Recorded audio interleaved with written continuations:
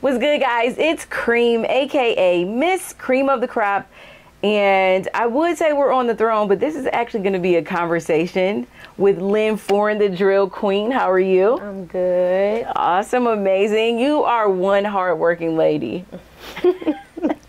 I thought I worked hard, but you are a very hardworking lady. So we're going to get into all things Lynn Foreign.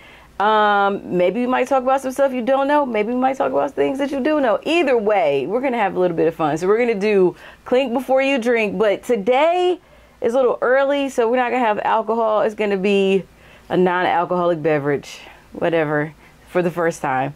And then, no, it's not for the first time. No, I take that back. It's not for the first time. But anyway, then we're going to do this or that. So Lynn's going to answer 3 questions that she doesn't know what the 3 questions are, and she has to choose this or that. So if you're used to watching my videos and my interviews, you know what this or that is. Lynn probably doesn't know what this or that is. I know, and I'm glad you don't. I'm glad you don't. So you just be nervous the entire interview trying to figure out what this or that is. Okay. Yes. So introduce yourself to the audience, and then we'll get into the interview. Okay. Well, I'm Lynn Foreign. That is my music name. I'm an artist in Cleveland, Ohio. I'm also a nurse. I'm a hairstylist, a makeup artist. I own a salon. I do a lot. And I'm real big on family. I'm a family girl. So that's just like, it's me. Yes, I'm big on family too. I'm with my family every day. Yes. I love family time. Yes. Because I feel like having family around you just grounds you, and you can just be yourself. Not like you're not yourself everywhere else, but you can be like your comfortable self, you know, because you don't have to worry about walking on eggshells. Yes. If somebody don't, you say wrong thing that your family might laugh about, you know? Right, because your family knows you, you know. Like with me, like sometimes I can be sarcastic and some people can take it the wrong way and they're just like, oh, this or that. But when you're with your family, they're like, oh, that's just her. Exactly. So trust me, I understand being around family. So tell everyone how you got the name Drill Queen. Oh. So back when Cardi came out with Bodak Yellow, everybody was doing the challenge. Yeah. So then I was actually in college. Okay. So then I'm like, oh, let me try. And it was just for fun because I used to do music when I was younger, but I never took it serious. And then I did it, and then it was just like really fast. Like I just spazzed on the beat, and since then everybody's like, oh no, that's Cardi Drill Queen, Cardi Drill Queen. And it just happened from there. And now it's just like a tag to Lynn Foreign. Right. So, because I know that drill music is something that's new to this area, but drill music is not new. So when Cardi had her song, was that the first time you were introduced to drill music or drill type music? Actually, yeah, it was, because I'm used to listening to Nicki. She don't really, it's not drill, but she can do it. But, she does everything. You know, she's very versatile. She does everything. So I was always used to her music. And so when Cardi came out, and then that came out, then a challenge came out, and I'm like, oh, okay, let me try this. My uncle used to rap. So, yeah, I have a lot of that in my family. So it just grew on me, I guess. Yeah, because I thought it was really cool that that sound started integrating the music scene here in Cleveland. And I would say, like, one thing about Cleveland is we have a sound, but at the same time we don't. And it's kind of weird because Cleveland has never, besides like Bone, I would say Bone is like the most distinguishable sound out of Cleveland. And a few other artists from maybe like, no one sounds like Ray Cash either, I would say, or Kid Cudi. No one sounds like Chip. Like most of our artists have their own individual sound that no one else has tried to emulate. But other than that, like no one says like, oh, that's a Cleveland sound. Like typically we just pick up what's popular here and feed off of it. Yeah, which I understand. But at the same time, I really wish that we had our own sound. Yeah. I was just talking to somebody about that. I wish we had our own sound. And I think that's another reason why it's so hard for Cleveland to be on the map like everybody else, because everybody's fishing for what's popular. It's not, or what's going to get them the most views, not our own thing. And then a lot of people don't come together as one. Exactly. You know, when you hear New York, they got a list of people, and they all support each other. They got their own sound.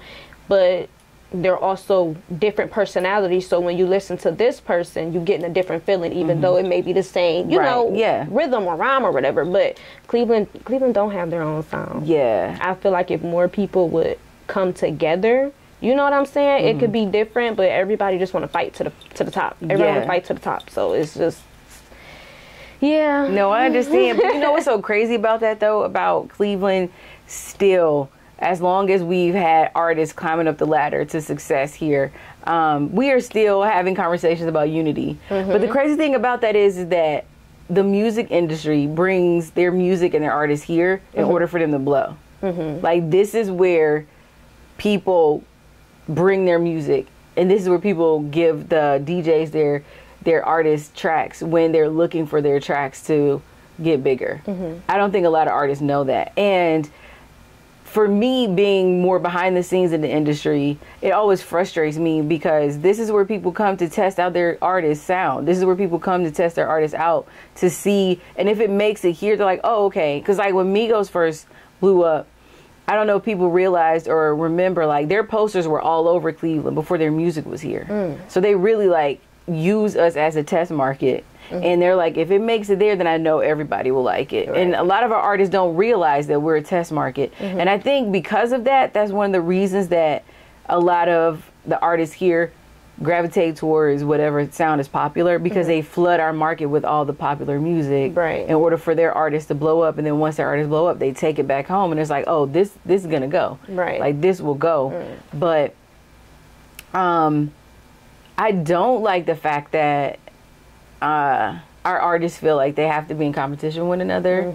in order to blow. And I think that's another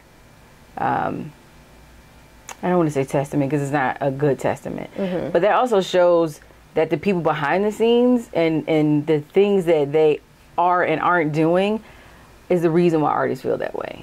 Because I think when you look at New York, and when you look at Atlanta, or even in Detroit, LA, Miami, all those scenes, the people that run the music scene they have more unity. I know everybody has their own, like, oh, this person, this big wig doesn't talk to this big wig, but behind closed doors, they pretty much all are on the same page of getting to the bag. And however, there's like, I don't have to go to dinner with you, but we're going to get to the bag. So I think that that's one of the reasons that our city is the way that it is for the artists, because we don't really have that much unity behind the scenes for the people who can make the moves to make our industry a real industry here. Other cities are more organized than we are. So and what I've noticed, a lot of people in Cleveland, they don't look at it as getting to the bag. I feel like some of the people, I'm not gonna speak for everybody, but some of the people that I've seen, they don't look at it as I'm getting to the bag. Is I want the most views. I want the most likes. I want the most people commenting on my pages and my story. Oh, I'm going to step on this friend and that friend to get to the top. And I don't care who, you know, I think it's just a competition for them. It's not more so getting to the bag. It's not a business thing.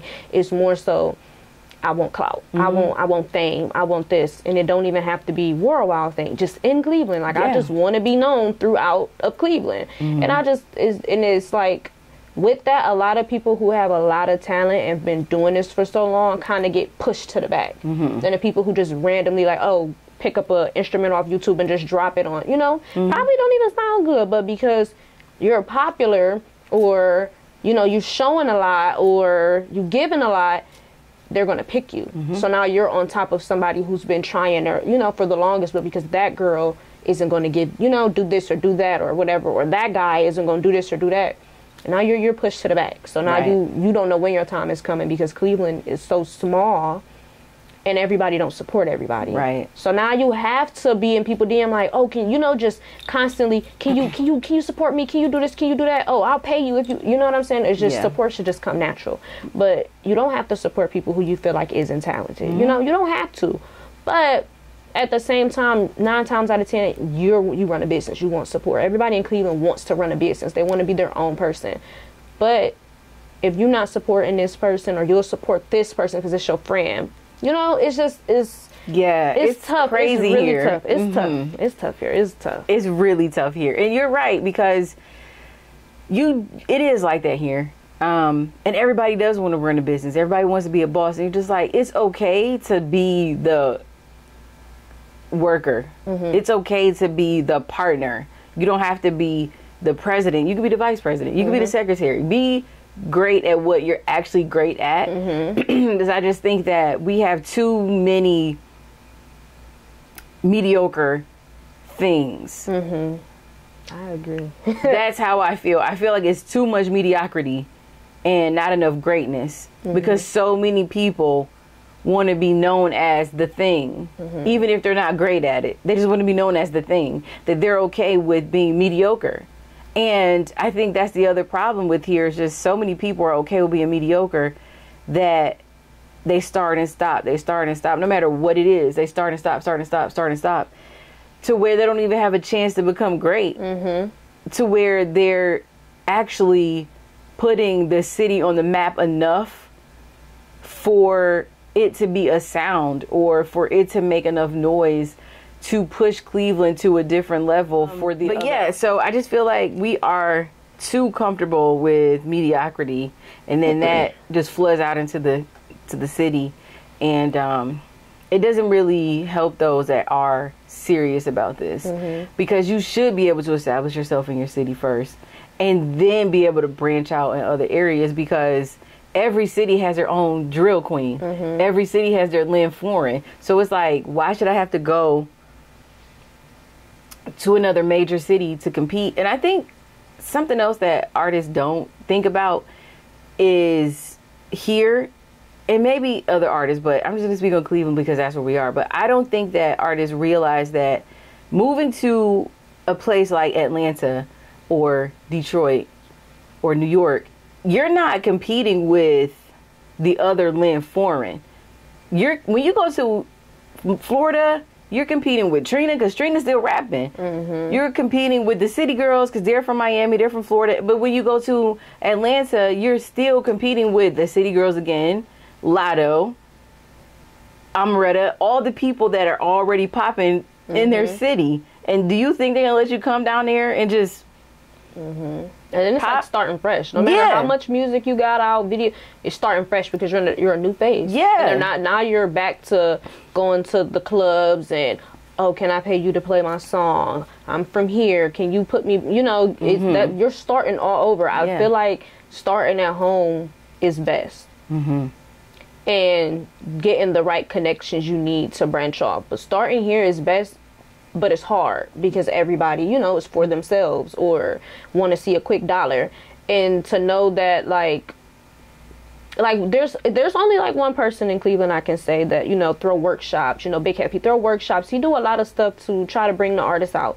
If you go, you go. If you don't, you don't. You know what I'm saying? But besides Big Hep, who else is trying to help pull people up? It's like a big war out in Cleveland as far as helping you. Oh, I don't want to help her because she did this or she did that, or she's friends with somebody I don't like, or it's just a competition. Yes. Everybody wants to be an Instagram celebrity or whatever they want to call it, influencer, rapper, whatever. But what do you have to offer besides posting a picture and wanting 1,000 something likes? What else do you have to offer? You know what I'm saying? And then a lot of people who stepping on others to get up. Karma real. I'm one person who believes in karma. I do too. I don't care how far you get. One day it's gonna come crashing down, because you cannot continuously step on people to try to climb the ladder. You know what I'm saying? You can't do that. But then there was a time where East Cleveland, for example, they was pulling each other up the ladder. You know what I'm saying? They was all climbing the ladder, but they was pulling each other up. It was literally like a no man left behind kind of thing. You know what I'm saying? And then that's why I feel like a lot of people have so many jokes about East Cleveland. But you got to be honest. They stayed together. You know what I'm saying? They helped each other. They supported each other. It was never and a lot of them rap. So it was never oh, I'm not about to support him because he rap and I rap. Right. I'm not about to support her because she rap and I rap. They were like, let's get on the track. They were all it was to the point they was all just hanging off the ladder because they all was going up there together. Then you got Cleveland. Since they want to separate it, you got Cleveland. Oh, I'm climbing up the ladder. Oh, I see somebody behind me. I'm going to crush your fingers and you're going to fall because you're not coming up here with me. Exactly. Like, for what reason? Like, there's enough money out here. There's enough talent in here. people push people away or crush them, like you said, you crush their fingers, as if you got $1 million, you're going to stop printing the paper. It's like, dollars recycle. Dollars recycle. They really, people here act like if you get rich before I get rich, there's not going to be any more money left for me. Yep. That's exactly what it be. That's exactly what it be. And everybody wants to have this like bougie, like, you can't sit next to me, you can't talk to me. Oh, if we perform at the same event, oh, well, I got a couple thousand likes on my last video and pictures, so we not in the same. Yes, we are in the same. We're still in the same lane. If we're on the same flyer, we are the same. Yes, like, and that's how they be like, oh. Because do you really think, and this isn't, and I'm not being rude, this isn't a diss, I'm a realist. If we're on the same flyer and no one is the headliner, we're even. Because do you really think that if they were to book Nikki and then put everybody else on the flyer, that everybody else would be on the flyer? No, it would be Nikki. It would be just her. It would be just her. And then you'll get your separate flyer with your name really small. Exactly. And it's just, I think a lot of people here need a reality check, because it's just like, you walked in thinking you were better than every other woman that was a part of this show, when it should just be unity. And even if Nikki was on the bill and it was Lauryn Hill on the bill, like, Nikki and Lauryn put in enough to where they can be co-headliners. They did that. And I'm pretty sure they would do that. But that's the thing here, is just like, you all are beefing about who's better than who, when tomorrow you guys about to go back to work. That's enough. Oh my God. And that's what I mean. Everyone's even. You can't, like you said, walk in here like, no, I got 1,000 likes, but you're going to work tomorrow. You're going to work tomorrow. You're going to go to work. You're going to go to work. And I'm not saying this as a diss. I'm saying this as a reality check for people going in, women being a part of shows together and going in and being negative or nasty towards the other person on the flyer with them, when both of y'all about to go to your 9 to 5 when you wake up in the morning. So you're even. And that's another thing. Like, I noticed in here, because again, we're from here. This is what we can talk about. We're from here. But a lot of people shame having a job. That's what I just graduated college for, to have a job. Exactly. I get up and I go to work. I'm sorry. I get up and I go to work. Because how else am I going to fund my music? You know, how else am I going to pay my bills? How else am I going to fund my shop, my salon? Like, I have a job. Lynn Foreign has a job. I'm sorry. I have a job. Yes, I do. I don't work 9 to 5. I might work a little 7 to 7, but I got a job. I'm sorry. Like, there's been times people say, oh, you know, how you making music, but don't you got a job? Yeah, and I get paid in 2 weeks. What's up? Like, what you saying? I have a job, but I also have side hustles. I also have businesses where I make money elsewhere. You know what I'm saying? But having a job does not make you less of a person. No. Because everybody's had a job. You know what I'm saying? But y'all got so stuck on scamming that y'all feel like, especially when the PPP came out, everybody was rich. So y'all felt like, okay, so this is easy money. You know what I'm saying? It's easy to do X, Y, and Z and get a couple dollars, so where I can just quit my job. And now I can go pay for this and pay for that, go get my nails done, this, that, and the third. Now I look better than everybody. Now I'm acting better than everybody. Right. Baby girl, I'm going to see you at the same hair store on 55th. So I'm going to see you there getting you some Dreamweaver. We're about to go to the same stylist and we're about to go get our hair done. Like, it doesn't make you or break you. You know what I'm saying? What you choose to do. If you choose to have a 9 to 5 for the rest of your life, that's okay. Right. But if you choose to use that 9 to 5 to fund the other stuff, so one day you can be bigger, or one day you can be better, or get closer. You know, because everything don't happen overnight. Some people take years for them to take off. Right. I've had somebody tell me, like, if you don't make it by 25, that's over with for you. Yep, I did. 25? People are still figuring out their life at 25. Yeah. Like, if you, I was going to say, when you graduate from college, you're around about that age, depending on when you start. Like, some people take a year or two off when they graduate from high school. But if you go straight to college after you graduate, depending on your major, that's about the age that you are when you graduate. So for you to tell someone their life is over by 25, when their life is just beginning, especially if you went to college, it's like, wait, I didn't even get a chance to use my degree yet, and you're telling me it's over? Yep. And then they try to trick you into that. Here, the people that's older, that, you know, they really don't know much, but want to act like they know much, want to try to talk to you like, oh, you got to know this, you got to know that, but you don't even know it. Exactly. You know, you don't know it. You don't know the books and the paperwork behind anything you're talking about. You know what I'm saying? So it's easy to convince people that what you want them to do because they don't know. It's easy to convince people when they don't know.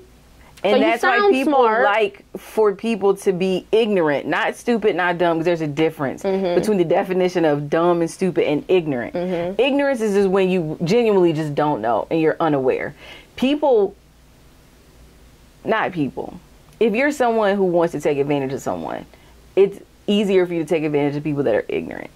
So when you're that type of person, you would prefer for people to be ignorant because then you don't ever have to prove whether or not you know something. You just have to sound like you do and then continue to take people's money. And that happens in a lot of cities.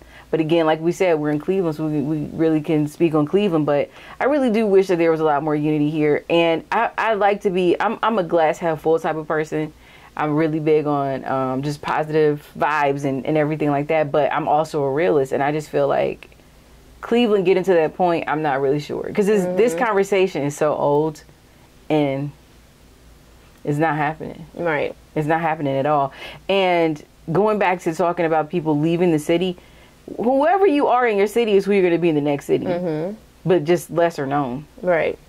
And to be honest, no matter how long it's been, who else have made it out of here? Even when y'all leave, y'all come back. Who else has made it out of Cleveland? You know what I'm saying? Who else? Y'all, and then y'all can't say the baby because y'all just found out he was from Cleveland. Exactly. Like y'all can't say that because y'all literally just found out he was from here. Right. You know what I'm saying? And then with Lotto, you know, being from Ohio, but she left when she was a kid. Yeah, you know what I'm saying? She was a baby. Yeah, she was literally born in Columbus and then her parents moved. Yeah, so you know what I'm saying? So when they try to say that too, you can't say that girl is from Atlanta. You know what I'm saying? Right. She was born here, but she was raised in Atlanta. You know what I'm saying? So when they say, oh, these people made it out, these people made it out. No, who really made it out from them? The last person besides like Doughboy, MGK. Yeah, that was the last. That's the last crew. That was it. After everything else is like a celebrity. I want to feel like I'm famous type of thing. And no matter how many followers you got, how many likes you got, or if you go off and you want to try to find you some celebrities and go run to their city, take pictures with them, or make it seem like you doing this. What's next? Because then they don't even follow you back or whatever. What's next? Like, what's next? You still got that. It's good to have the celebrity mentality because you want to be a celebrity one day.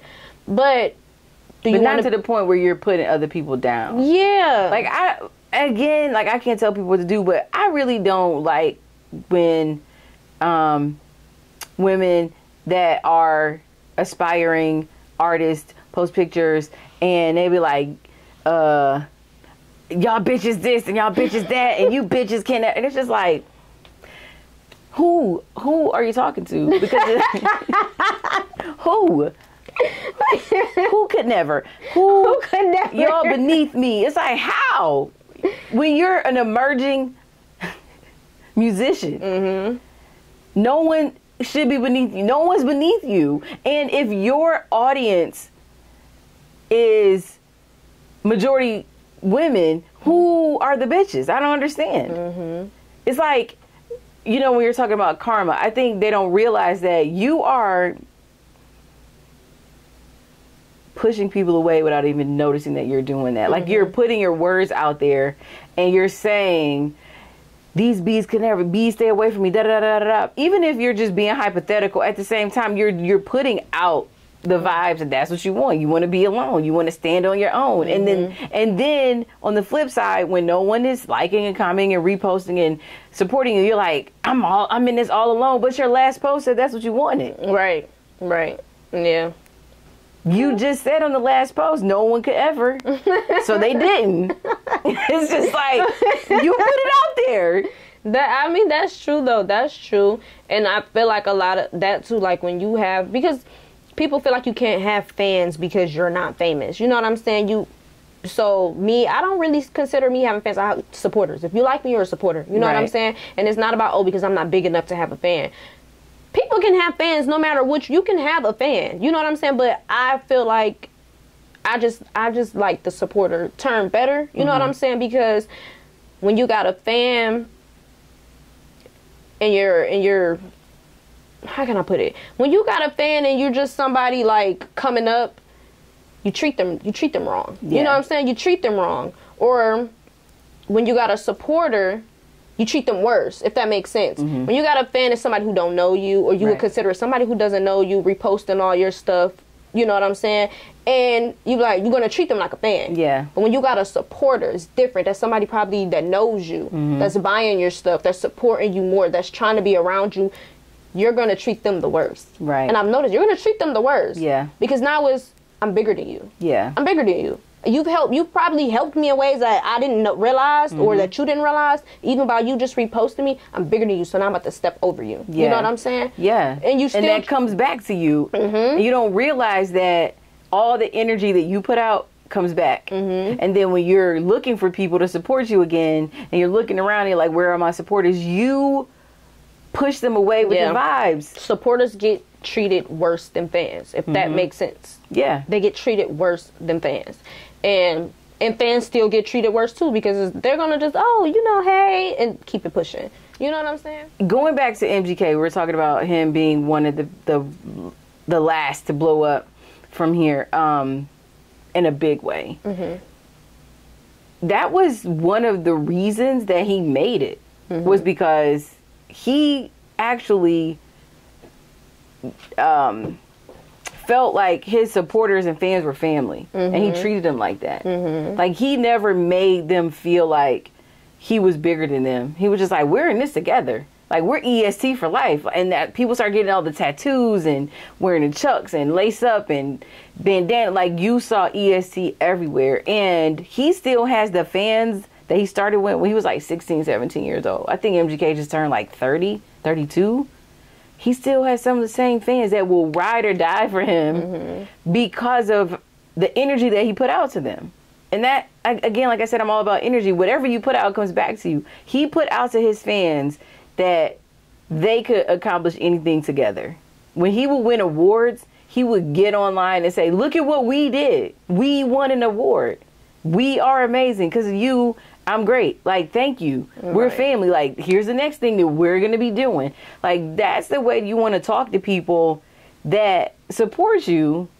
Because if you're always talking to whoever your imaginary haters are, if they are your haters, if you're always focused on them, then when will you ever be focused on the people that give you the love and the support? Right. If you're never acknowledging them, how do you expect that energy to come back to you when you're only addressing the people that you don't like and that don't like you? Like, after a while, it was just like, yeah. And then when you got all your supporters commenting, then you get a negative comment, you ignore all your supporters, but you make sure you comment to those. You make sure you at them people who said something bad about you.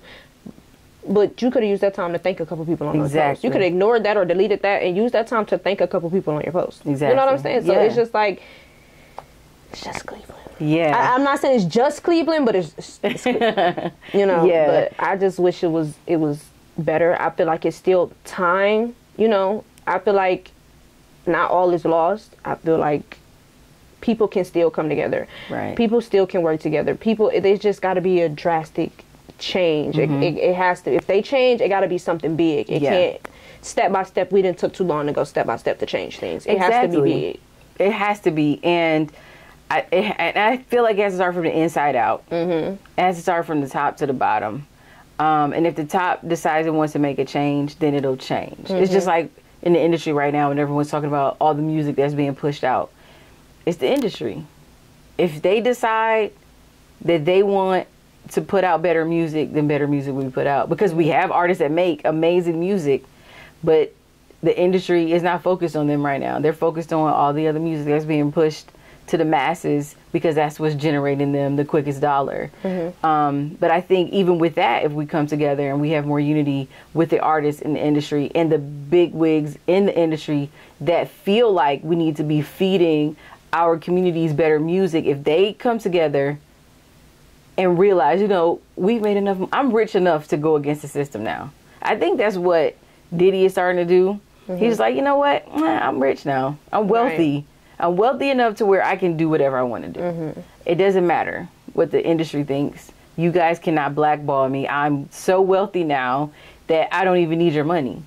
I have my own money. Right. So I'm going to make my own moves going to make my own news channel. I'm going to talk about what I want to talk about. I'm going to revamp my label and call it something else. Like, he's doing that. And I'm not saying he's a perfect person. We all know Diddy has flaws. But at the same time, I just feel like he's an example of someone that made it enough to where they no longer have to be influenced by the industry and they can start making some type of change. So I think even up there to here, it's the bigger people that have to make the change so it can trickle down, because the people that are at the bottom are only striving to get the attention of the people at the top. And if the people at the top are saying, we don't care what gets put out, then the people at the bottom, they're not going to care what type of music they make. And that's what's going on right now. I think in all the cities, everyone's just dropping anything, saying anything. Random people coming out of nowhere, never picked up a mic a day in their life or wrote nothing. They just random, you know?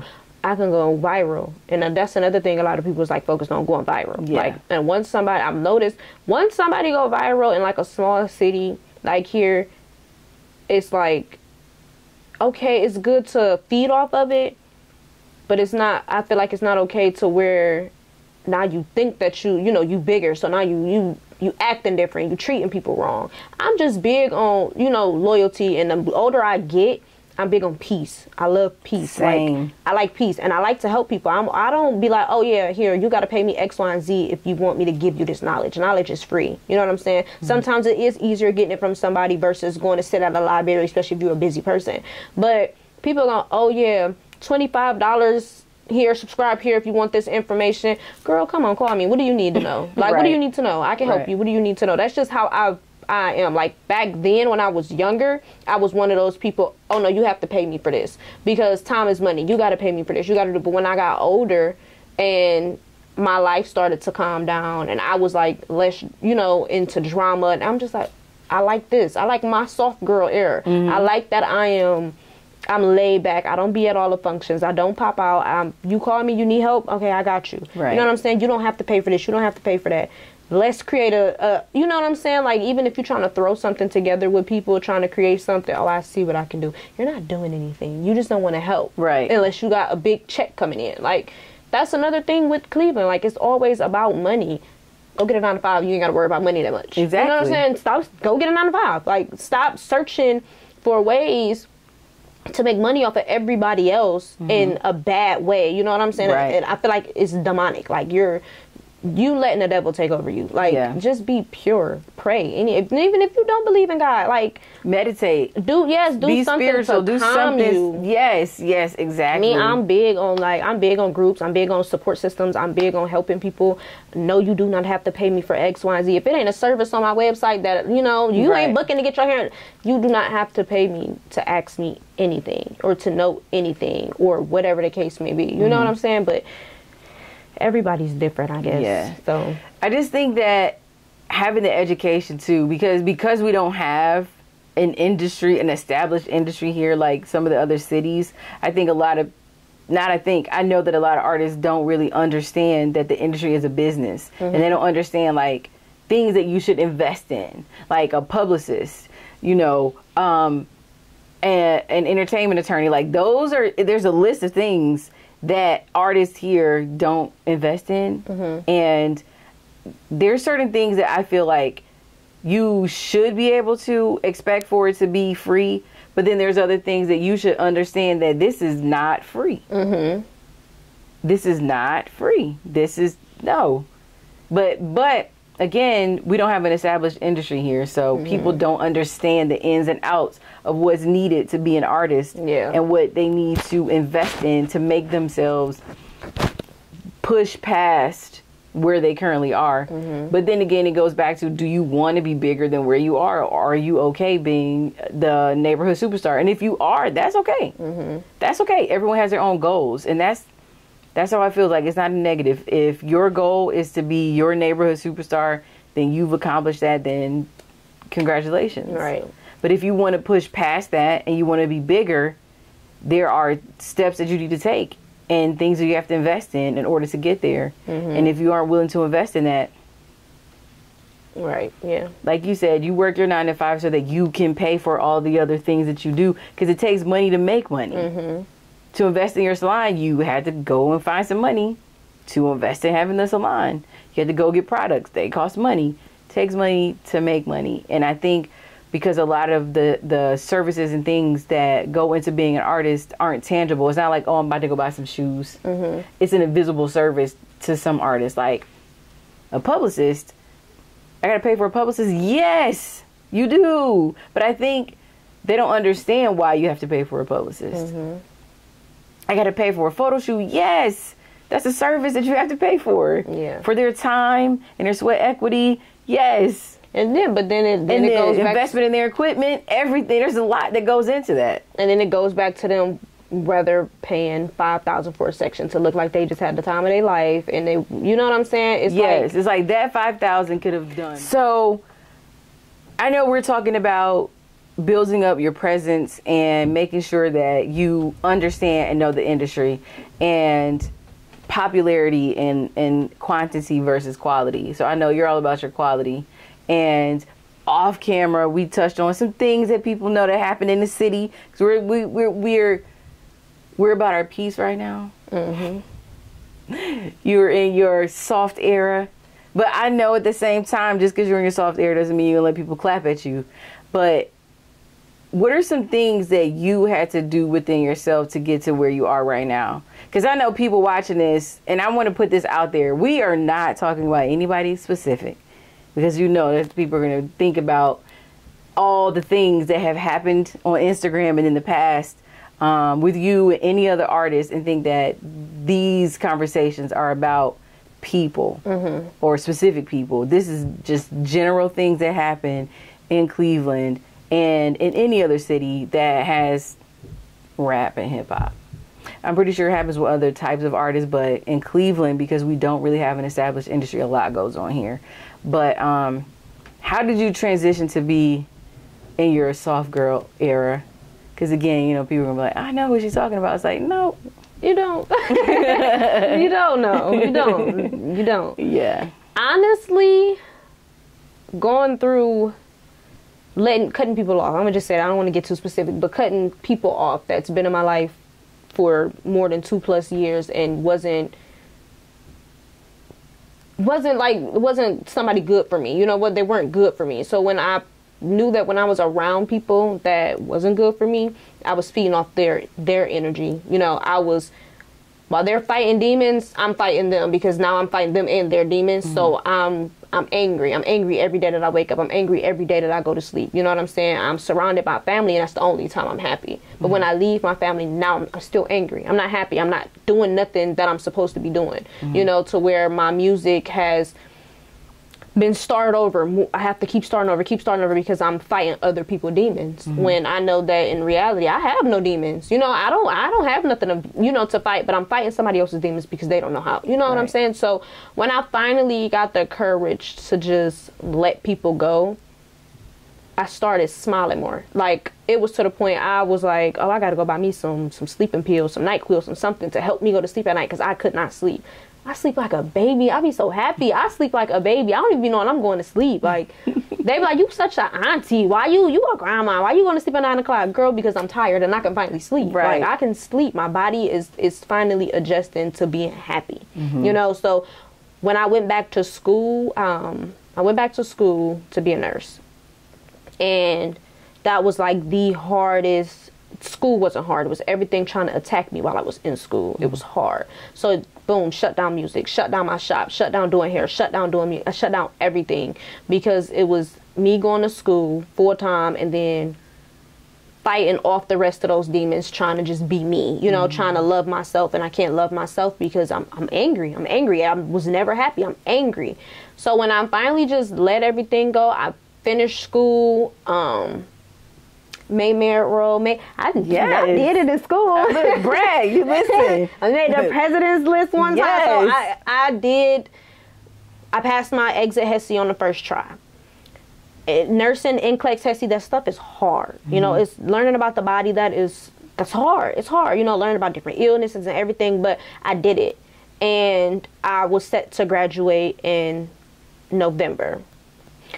Got into an altercation in school, so my graduation date was pushed back into December, which was fine. But then, just 3 weeks later, what made me try to be more positive, I lost my grandmother in my face. You know, me and my family, she was living with us. We was taking care of her, everything. She was battling cancer, and she just, you know, stopped breathing in our face at home. So it was like, wow. And every morning, have a good day at school. Have a good day at school.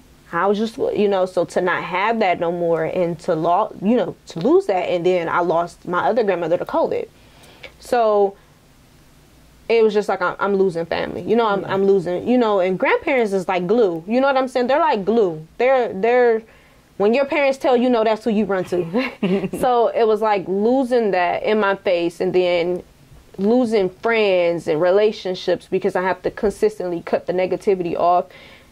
It was just like a peace of mind. You know what I'm saying? It hurt because it was just like, okay, I lost my grandmother, but it's not a demon, it's an angel. Right. I had to look at it that way. I'm not fighting another demon. I'm not doing that. I'm not about to go crazy because I lost my grandmother. I gained an angel.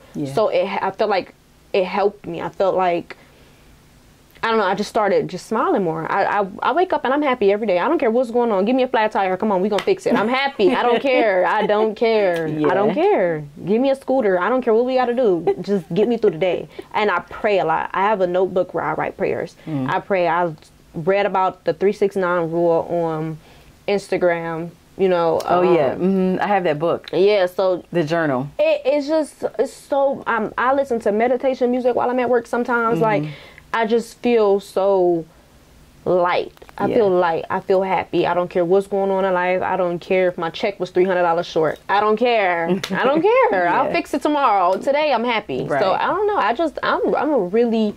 I'm soft right now, and I love that. I love it. But I think some people do take it as a way to try to get over, or a way to try to bully you. I'm grown. You cannot bully me. Right. I'm sorry. You can't bully me because you can't do it. You just can't do it. But I try to steer away from it anyways. I don't want, you talking about drama? Oh, okay. You have a nice day. Hit me when you want to go get some ice cream or something. Like, I don't care for drama. I don't care for negativity.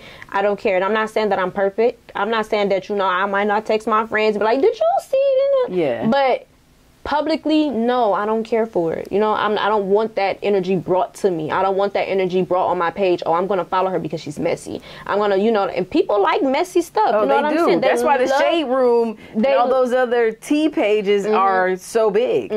People love negativity. Yeah, but when it's positive, it's, oh, that's cute. Congratulations, and it's over. You know what I'm saying? But they'll dwell on a negative post from 3 weeks ago, and they're going to keep sharing it.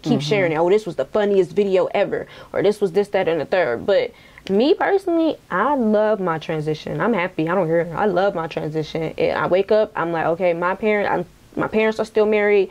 I got 7 of us siblings. Like, I have a whole bunch of nieces and nephews. We find something to do. We barbecuing every week, 3 times a week, partying, and it's together. We not going nowhere and doing it. We're together at home. So I like my comfort zone. I like my area. I don't drink. I don't smoke. So you really won't catch me in none of the kick-its, because what you gonna do? Yeah, like watch y'all get drunk all night. Right. And it's nothing against y'all. I just don't do it. Right. My body can't handle it. I just can't do it. Yeah. I'm gonna throw up immediately. I cannot handle it. Well, I'm happy for you. Like, this transition sounds fun to me. It is. I'll be having fun now, especially when I go to sleep at night. It sounds fun to me. I love that, because I'm someone that is really big on just positivity too. That's what my page is about. Like, if you come to my page, it's going to be a bunch of fun, positive things. Me showing another side of Cleveland where people are like, oh, it's nothing to do here. It's this, that, it's just negative. And you come on my page, you're like, wait, you guys have this there? You have this there? You have, yes. Yeah, I saw your post, like, okay, here's a list of things that's going on. I'm like, okay, I didn't even hear about this before. Right. I did. Because I think when you're, like you said, it depends on what lens you're looking through. If you're looking through a negative lens, then everything about your city and your environment is going to be negative. But if you're looking through your city and your life with a positive lens, you're going to find all the fun stuff to do. If you aren't consumed with negative things. So a lot of things that I may say we have going on in the city, like you said, if you want to kick it, drink, smoke, and all those things, it may not be fun to you. It may not be something you want to go to. But for me, because I like my peace too, I'm having an amazing time. I find things to do all the time. People ask me that, like, how can you have fun sober? What do you mean? I love to have fun. I'm just like my father. We goofy. I can have fun no matter what. Y'all can be drunk as much as y'all want. When I wake up tomorrow, I'll remember everything that I did yesterday. That's how you have fun sober. I am. Like, I can have fun no matter where we at. Like, and I can be completely sober. You know, I don't have to have a drink. I don't have to smoke. And I've had to cut a couple people off that like that too, because, you know, trying to peer pressure me into doing something that I don't do to make you, you know, feel like more comfortable about the fact that you do it and can't stop. Yeah. That's like, really what it is. I can kick it. We can go out. We can go to a bar. We can do that. I might get orange juice. I might get orange juice. They make virgin drinks and they're cute too. Yeah. I might order a strawberry daiquiri. Like, I can do those, but you can get as drunk as you want around me. I don't care. But then it's like, if you want everybody around you pissy drunk, who taking you home? Because it ain't me. Right. It is not. I'm not taking you home. I'm not. I'm sorry. I want to get home alive. Yeah, I'm sorry. I will be the first one to leave because I'm not going to be stuck babysitting. I'm not doing it. Right. But I'm not against it. You know, I'm not against it. It's just me personally, my body can't handle it. The smell of it makes me want to throw up. Like, it just, my body just can't take it. Right. And as far as smoking, I've never, you know, my family don't smoke, so I've never been around that. But now an edible, I cannot. I can't no more. Oh, okay. I tried. I keep trying, and then I'll be in the bed praying like, God, please. Same. That's what I promise I won't do this. I went to, it was a while back, and I went to the studio. I think the studio was in EC to interview someone at the studio, and the guy that owned the studio, his wife, everyone would come over there and buy like these edible brownies from her. So they were like, "Oh, you want one?" And I was just like, no, I'm like, I can't even smoke because I don't smoke. So she was like, oh, that's okay if you can't smoke. Like, some people that don't smoke, they can do edibles, blah, blah, blah. I'm like, all right. So she gave me a brownie. She's like, I'm just going to give you a brownie. You know, I was like, okay. So I get home. I didn't even eat the brownie. It was like a little, when I tell you, I bit the smallest piece off of the corner. It was the corner. Okay? The corner. I was out for 3 days. Okay? That first day, I was like you, I was praying that first day. Oh, man. Because the world started, I felt the world spinning. Oh, my, everything be like in slow motion, though. But it's just it was slow motion, but spinning at the same time. And I laid down on the floor on my back, and I was like, God, please, if you just hurry up and let this go away, I promise I'll never do this again. I was scared. That'd be me. On Father's Day, my sister come pulling the edible out of her purse. And it was a small one. And she broke it in half. I said, no, break that half into a half because that's too much. So I'm like, okay, this gonna be cool. This should be cool because I usually do too much and just take the whole thing. Yeah. 20 minutes later, I'm like, I keep forgetting something. Like, every time I'm about to talk, I'm like, I'm forgetting what I'm about to say. Right. And everybody moving slow. I'm sitting next to my mom. I'm like, what are you doing? She looked at me. I'm like, what? I said, why are you moving so slow? She's like, I'm not moving at all. I'm like, Mom, please. I said, that edible kicking in. I gotta go lay down. Right. I'll turn the fan on. I'm stressed out on the bed like, oh my God, please stop this. Please stop. Yes. The only time I had, the last good edible I had to where I wasn't messed up is when Hef threw an event in Cincinnati and they had, their edibles wasn't that strong. Yeah. And I didn't think it was going to really kick in because I ate they had chips. I ate so many edibles that night. Right. And I was fine. I'm like, okay, see y'all later, da-da-da-da. Then my sister, because she lives in Cincinnati, she took us to some restaurant out there. The waitress walking up, and I'm like, y'all. I was like, what's wrong? I'm like, it's kicking in. And I could not. I was laughing the entire night. Like, that was the okay one. Funny, but if I ain't got nothing like that, I would rather laugh than how be I paranoid. Oh, I was paranoid for 3 straight days. 3. I knew I was. I was like, I don't know how people enjoy this. I can't do this. I like the ones that make me laugh. I don't know praying. Which one those are. But I'm like you. I don't want the ones that make me pray and ask God for forgiveness. That's the Detroit edibles. Don't play with them. Now, Detroit got some crazy edibles. Right. My friend gave me one in school on St. Patrick's Day. Mm-hmm. I almost called the police on her. I'm like, what's wrong with me? I'm seeing monkeys. Like, please take me out. I had an experience like that. The little, you know, people have figurines in their house. The figurine, it was a dog, and it was like, you know how dogs like whimper? Oh my God. It was whimpering at me. This is why that happened to me with weed, and I was like, I'm done. I never. Because it was like Thanksgiving. I was like, yeah, so everybody's passing. I was like, okay, you know, I'll partake.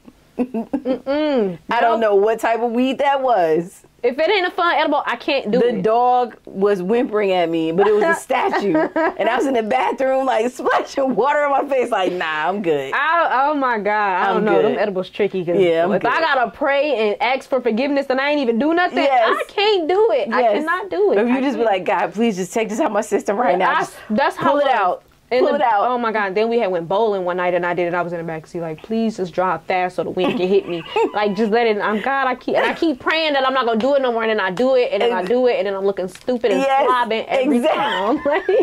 God be like, see? You lied. And that's why you're slobbing on yourself. If it's not going to make me laugh, I don't want it. Yeah, I feel you. If I got to pray. Period. We don't want it. So let's get into this new single.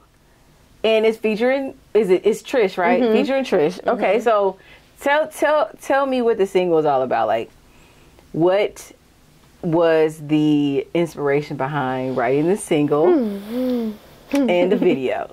Oh, goodness. Actually, I made the song probably about 2.5 years ago. Oh, okay.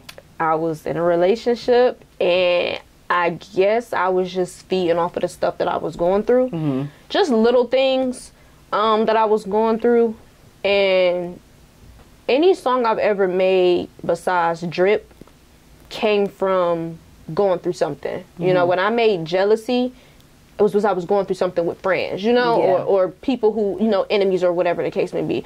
But that song, I wasn't writing for a while, and I was just scrolling on YouTube, listening to beats. And I've never made a song like this slow or anything. Never did this before. So I knew that this was coming from what I was going through at the time, because I went right into the studio and just poured my heart out. And that's just, I mean, it came from a toxic situation in my life, a hurtful situation in my life. And I posted the song, a little snippet of it when I first made it. And then it was just like, okay, you know, I'm still in this situation. Take it down. You know, so I took it down. But then when I healed, I healed, and I'm like, this is a good song. This is a good song. I'm about to drop this. This is a good song. Right. So I ended up, I actually was singing on the song at first. I can't sing. It didn't work. So I saw people in the comments saying, is that you singing? You were like, no. Nah, that ain't me. That's not, I wish, but that's not me. So I was thinking like, okay, I want to drop this song. This is a nice song. The people who have heard it, because people have heard it before, but it was years ago. They loved it, you know, but again, I was the one singing on it. So I'm like, Trish. I thought of Trish immediately because Trish is a good singer. She had the voice, she got the look, and it just made everything fall together. So I hit her up like, Trish, you know, I got this song, da da da da. And I think that was the first time me and Trish actually had a conversation. Besides supporting each other, and she was like, let me hear it. She was like, this is fire. She's like, this is gonna be the one. And when we started it, she was like, I really wasn't ready. I didn't know if I could really drop it because I was just like, this was actually a part of me. You know, sometimes when I make songs, that I still have songs that's a part of me, I don't drop. It's just for me. Yeah. So I'm like, I don't know if I should do it. So she was hitting me up like, girl, what's up? We go to the studio. Okay, when is we dropping this? I'm like, okay. So months go by. We finished this song last year. But I'm just like, I just didn't know if I had it in me. And then, you know, being in school and everything, I'm like, okay, I'm gonna figure, we gonna get it. Right. We finally did it. We was in the studio. We did it. I'm like, put your own verse in there. Yeah. I said, put your own verse in there. Mix it up. Put your own verse in there. She's like, no, you know, let's just do the. I'm like, Trish, I'm telling you, you got a voice. You know, they're gonna like that. Girls love to sing. Yeah. Yes. I said, it's gonna make the song 10 times better. You know what I'm saying? Even though it's something a part of me, it's still a song. You know, to attract people. Put your verse in there. Right. She's like, you sure? I said, Trish, put your verse in there. She hit me back up with the verse, and I'm like, I told you. I'm like, I said, the video gotta be crazy. So Video, it was video time. We ready to shoot the video, but it was just like, what are we gonna do? So I'm like, well, this is something different for me. I'm like, you a singer, you know, this is natural for you. Right. I said, we should make the video simple, and it should be flipped back and forth. I said, and we can do 2 different scenes. I said, everybody feel like when they shoot in videos, they gotta have multiple scenes, multiple things. I said, if we do the most simplest video, make it sexy, I'm like, it's gonna sell. You know what I'm saying? It's gonna be nice. It's gonna sell.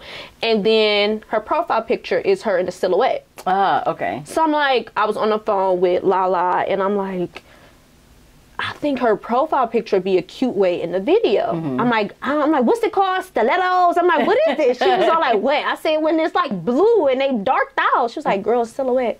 I said, yes. I said, I think that would be cute. Right. She was like, okay. And then it was another girl in Cleveland. She did a photo shoot where she had the blondes effect over her, and I thought it was cute. I'm like, that would be cute in a video. Yeah.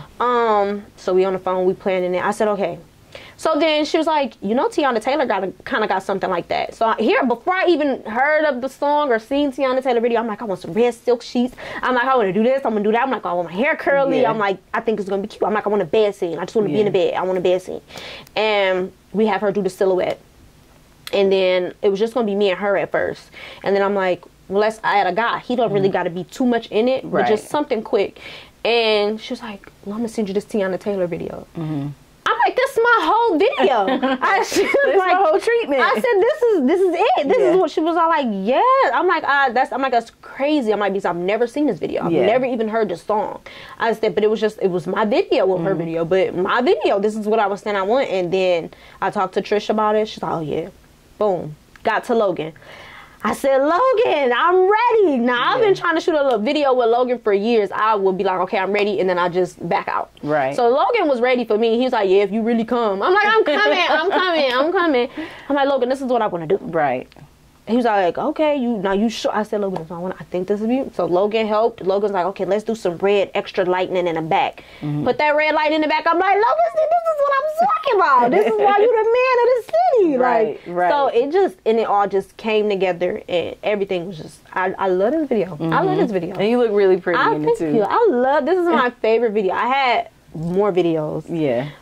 But they got deleted. Okay.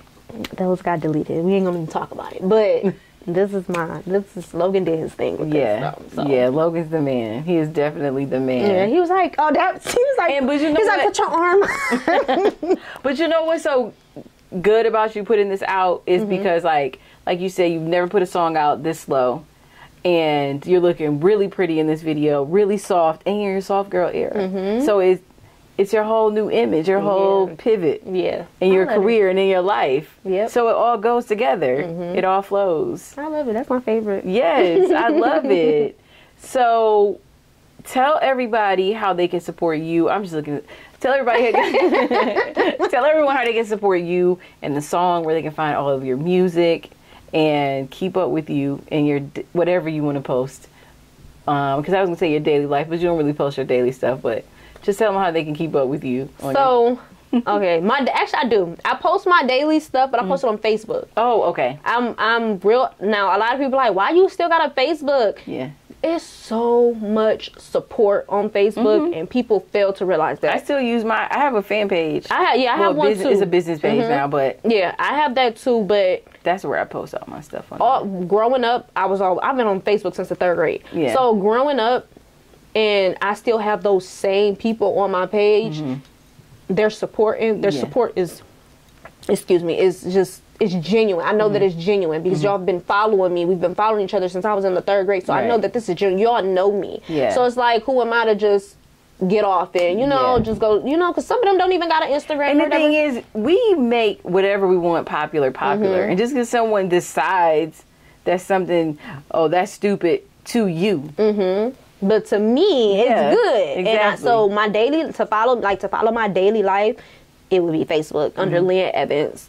And then, I got my Twitter, that's Lynn Foreign. I got my TikTok, that's Lynn Foreign with the number 1. And my Instagram, Lynn Foreign. My business page, as far as my beauty parlor, my makeup, my hair, that's Foreign_impressions. That's where I post my business. I try to keep everything separate. Sometimes it can be much trying to run so many different things, but if you cram everything into one page, now your page is just all over the place. Yeah, you know, so now I got to scroll all the way down here to find a song because you got 7 different hair pictures and makeup pictures. So I keep everything separate. So music, you find me at Lynn Foreign on Instagram.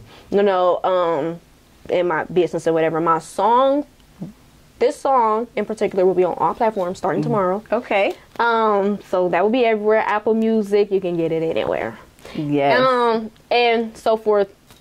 There, anywhere. Yeah, United Masters is Lynn Foreign. Everything Lynn Foreign.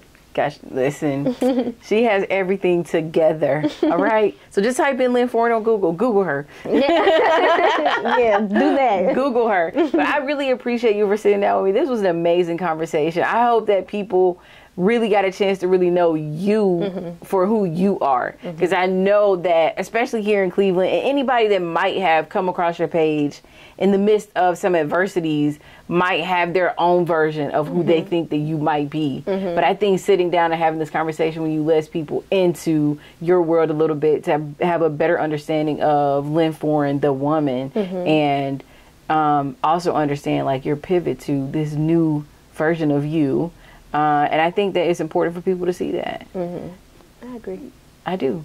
Especially when you're dropping a video like this. Like, it's important for people to see. Yeah. For them to see your transition into this softer version of you. And you never know who you might be inspiring and empowering to do the same. Because a lot of times people want to change, but it's difficult for them to change because they can't get away from the people in the circle that's around them that may not be supportive of that change. So hearing your story and how you got out of some circles and said, hey, that's not for me. There might be someone out there that's going through the same thing. So thank you for sharing that and being transparent because somebody needed to hear that today. Thank you for having me. You're welcome. So thank you guys so much for supporting the channel by watching. If you're listening, thank you so much for tuning into the podcast. And we got some games to play. So if you want to see Lynn or hear Lynn answer my this or that questions, then you got to go to that video. And if you want to hear her talk about our clink before we drink, you got to go to that video. But thank you so much for watching this one and listening to this podcast. This is Cream, aka Miss Cream of the Crop, and this was Conversations with Cream.